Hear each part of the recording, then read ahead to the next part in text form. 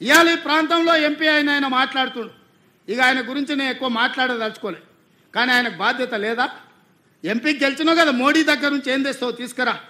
గుజరాత్లో అహ్మదాబాద్లో Sabarmati river front Narendra Modi కట్టుకోవచ్చు అంట, కానీ నరేంద్ర మోడీకి ఊడిగం చేస్తాడంటే కానీ మూసీ రివర్ ఫ్రంట్ మాత్రం తెలంగాణలో కట్టొద్దంట. ఏమేమో ఇది? ఇక్కడ ఉన్న ప్రజలే కాదు, నువ్వు కూడా బతకనీకి వచ్చినోనివే. నువ్వు బతకనీకి వచ్చినావు, ఓట్లు వేయించుకున్నావు, ఎంపీ అయినావు. కానీ వాళ్ళు మాత్రం మూసీలు అదే మురికి కూపంలో ఉండాలనా? వాళ్ళందరినీ చక్కదిద్దాల్సిన బాధ్యత నీకు లేదా? రా, ఈటల రాజేందర్ ఇద్దరం కలిసి మోడీ దగ్గరికి పోదాం.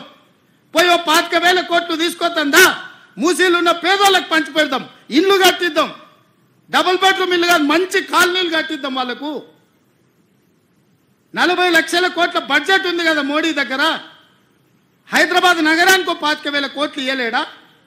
చేబెల్ల మీరే గెలుస్తారు, సికింద్రాబాద్ మీరే గెలుస్తారు, మల్కాజ్గిరి మీరే గెలుస్తారు, మెదక్ మీరే గెలుస్తారు, నగరం చుట్టూతో మొత్తం మీరే గెలిచింది కదా ఈటల రాజేందర్ గారు. మోడీ దగ్గరికి వెళ్ళి ఏం తెద్దామో రా పోదాం. నాకేం బేసిజాలు లేవు. రాజేందర్ గారు రండి సచివాలయానికి, ఏ ప్రతిపాదన తెస్తారో తీసుకురండి.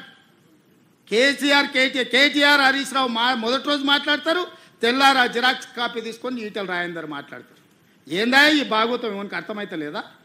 10 ఏళ్ళు వాళ్ళతో మంత్రుండి నువ్వేం వెలుగబెట్టినావు తెలంగాణ సమాజం గమనిస్తలేదా? గౌరవం పెట్టుకోండి రాజేందర్ గారు. మీరు మిమ్మల్ని గౌరవించాలనే మేము అనుకుంటున్నాం, కానీ మీరు ఆ గౌరవం నిలబెట్టుకునే పరిస్థితి లేదు. మీరు పార్టీ మారినరు, వేరే పార్టీ ఎంపీ అయినరు, కానీ పాత వాసన మాత్రం మీకు పోతలేదు. ఆ గత్తర వాసన అట్లనే మీతో కొడుతుంది, గత్తు వాసన. నేను ఇవాళ సూటిగా వారికి సూచన చేస్తున్న ఈటల రాజేందర్ గారికి, మూసీ పరివాహక ప్రాంతంలో ఉన్న పేదలకు ఇళ్ల పట్టాలతో పాటు ప్రధానమంత్రి ఆవాస్ యోజనలో ఇల్లు కట్టిద్దాం. మీరు రాండి, నరేంద్ర మోడీ దగ్గరికి వెళ్దాం, నేను వస్తా, నా మంత్రివర్గాన్ని మొత్తం తీసుకొని వస్తా. మాకేం బేసిజాలు లేవు నరేంద్ర మోడీ గారిని కలవడానికి. వారు ఈ దేశానికి ప్రధానమంత్రి. మనం లక్షల కోట్ల రూపాయల కేంద్రానికి పన్నులు కట్టినాం, 25,000 కోట్లు ఆయన దగ్గర తీసుకొద్దాం, మీరు రండి. అదేవిధంగా హరీష్ కేటీఆర్ కూడా నేను చెప్తున్నా, మీరు ప్రతిపక్షం అంటారు కదా, రండి సచివాలయం 4 రోజులు కానీ లేవకుండా కూర్చుందాం, చర్చ చేద్దాం. చెరువులు ఆక్రమించుకున్నోడు ఎవడు? చెరువులు ఆక్రమించుకున్నోళ్ళు ఎవరు? మొదటి ప్రణాళిక మూసీ రివర్ బెడ్లు ఉన్న వాళ్ళకి డబుల్ బెడ్రూమ్ ఇల్లు ఇచ్చి తొవ్వ ఖర్చులకు కూడా 25,000 రూపాయలు ఇస్తున్నాం. ఎప్పుడన్నా మీరు ఆలోచన చేసిండ్రా పేదోనికి ఇల్లు ఇవ్వాలి, పేదోని ఆత్మగౌరవంతో బతికేటట్టు చూడాలని? ఈ పనులు చేసేటప్పుడు పేదలకు వచ్చింది బాధ, నాకు కూడా బాధ ఉంది, నాకు కూడా చాలా బాధ అనిపించింది సోషల్ మీడియాలో, లేకపోతే కొంతమంది వాళ్ళ బాధ వెలుబుచ్చుతున్నప్పుడు. కానీ వాళ్ళని ఆదుకుందాం.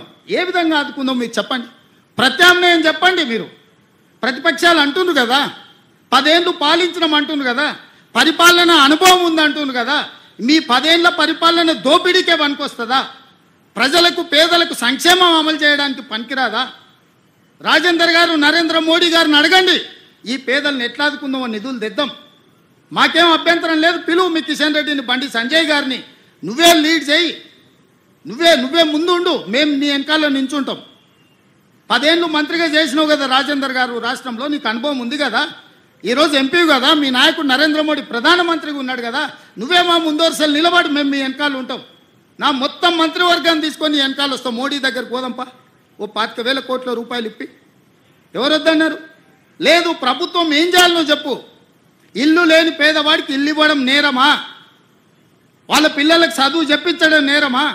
వాళ్ళ ఇల్లు తరలించడానికి 25,000 రూపాయలు వాళ్ళకి తోవ ఖర్చులకు ఇవ్వడం నేరమా? అవి చేస్తుంటే మీరు ఎందుకు అడ్డం పడుతుర్రు? బఫర్ జోన్లు ఉన్న వాళ్ళకి కూడా ఒకవేళ 2 అంతస్తులు ఇల్లు ఉంటే వాళ్ళ నష్టపరిహారం ఏం చేద్దామో చెప్పండి. మీరు వాళ్ళని తొలగించొద్దు. వాళ్ళ జీవితాలు ఎప్పుడు మూసిల్నే ఉండాలి, ఆ మురికిలోనే మునిగిపోవాలి, ఆ మురుగులోనే చచ్చిపోవాలనా?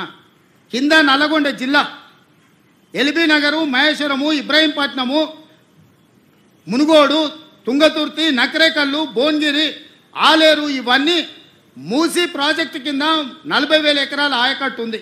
ఇక్కడి నుంచి అక్కడికి మురుగునీళ్ళు పోయి ఒక పక్కన ఫ్లోరైడ్, రెండో పక్కన మూసి మురికి నల్గొండ జిల్లా ప్రజలు బతకలేని పరిస్థితిలో ఉంటే ఆ నల్గొండను ప్రక్షాళన చేయడానికి ఈరోజు ఒక ప్రయత్నం చేస్తుంటే దాన్ని అడ్డుకుంటారు.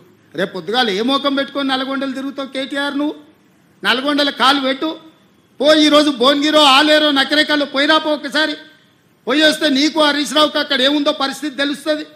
మూసి మురుగుతోనే అక్కడ పంటలు ఎట్లా కలుషితమవుతుందో పోదంపా. అక్కడ నీళ్లు తాగి పశువులు చచ్చిపోతున్నాయి. అక్కడ పాలు కూరగాయలు కూడా తినలేని పరిస్థితి ఉన్నాయి.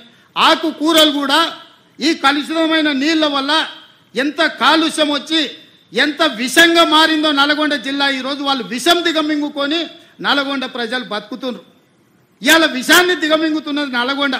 ఆ నల్గొండను బాగు చేయడాలంటే మూసి ప్రక్షాళన చెయ్యాలి. ఆ మూసిని బాగు చేద్దామని మేమంటే మీరు అడ్డం పడుతున్నారు. అంటే నల్గొండ ప్రజలు సావాల్సిందేనా శాశ్వతంగా? ఒక పక్కన ఫ్లోరైడ్ ప్రాబ్లము, రెండో పక్కన మూసి కలుషితము. ఈ రెండింటితో నల్గొండను చంపేద్దామా? ఇదేనా మీ కోరిక? మీకు ఓట్లు వేయలేదు, నల్గొండలో ఒక సీటు గెలవకపోతే నల్గొండ ప్రజల్ని చంపేద్దామని స్కీమ్లు వేస్తారా బామార్దులు కలిసి అని నేను అడుగుతున్నా. ఇవాళ గతంలో మీరు మాట్లాడిన ప్రజలు సోషల్ మీడియాలో పెడతలేరా? మూసీ గురించి మీరు మాట్లాడలే, అసెంబ్లీలో మీరు మాట్లాడలే, ఆక్రమణల గురించి మీరు మాట్లాడలే. మీరు శాతగానోళ్ళు కాబట్టి మీరు ఒక్క పని చేయలే. ఈ ప్రభుత్వం కొంచెం రాజకీయంగా ఇబ్బంది వచ్చినా ఒక మంచి కార్యక్రమం చేయాలని ముందుకు వస్తున్నాం. దీన్ని ఏ విధంగా ముందుకు తీసుకెళ్తామో మీరు సలహా సూచనలు చేయండి. అంతే తప్ప కిరాయి మూకలు నెంబడేసుకొని మేము అడ్డగోలుగా మాట్లాడతాం, మేము అడ్డుకుంటామంటే ప్రతి ఒక్కడు బుల్డోజర్ నా మీద నుంచి పోవాలి, బుల్డోజర్ నా మీద నుంచి పోవాలంట. ఎన్ని బుల్డోజర్లు కొనాలనే? నేను హరీష్ కోటి కొనాలంట, రాజేందర్ కోటి కొనాలంట, కేటీఆర్ కోటి కొనాలంట. నెత్తి మీద జుట్టు లేని వాళ్ళు కూడా చాలా మంది బుల్డోజర్ నా మీద నుంచి ఫస్ట్ పోవాలంటారు. ఎన్ని బుల్డోజర్లు కొనాలి వీళ్ళ కోసము? ప్రభుత్వం దగ్గర అంత ఏడుంది? అప్పులు చేసిపోయింది కేసీఆర్. వీళ్ళందరి కోసం బుల్డోజర్లు కొనాలంటే లేవు, బుల్డోజర్లు కొనం. మీలాంటి సన్నాసుల కోసం బుల్డోజర్లు అవసరమా? దారుణమే పిచ్చుకుక్క గరిస్తే కూడా సస్తారు మీరు. మీ గురించి నేను ఆలోచన చేయాల్సిన అవసరం ఉందా?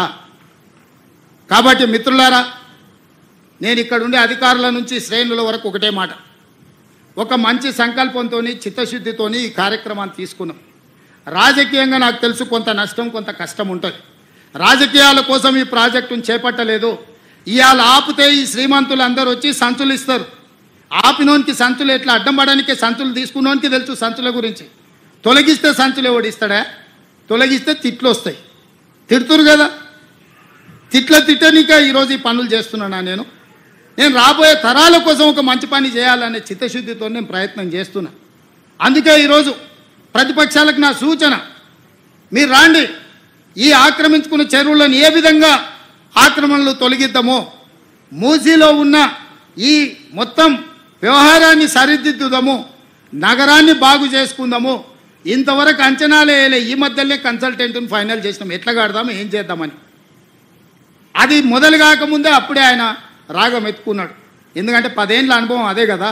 1,00,000 కోట్లతో కాళేశ్వరం కట్టినరు, కూలింది. ఎవడైనా సన్నాసుడు కట్టిందే వానాయంలో కూలిన సన్నాసుని ఎప్పుడైనా చూసినామా? ఇవాళ అట్లనే అనుకుంటుండు మూసీ కూడా. పెద్దలు వెనకడికి చెప్పారు, పనిమంతుడు పందిరేస్తానంట కుక్కతొక్క కలిగి కూలిందంట.